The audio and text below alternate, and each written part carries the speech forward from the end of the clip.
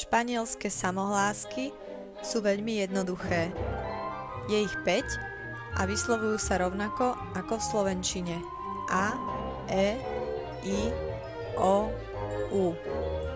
Rovnako ako v slovenčine sa vyslovujú aj písmená D, F, K, L, M, N, P a X.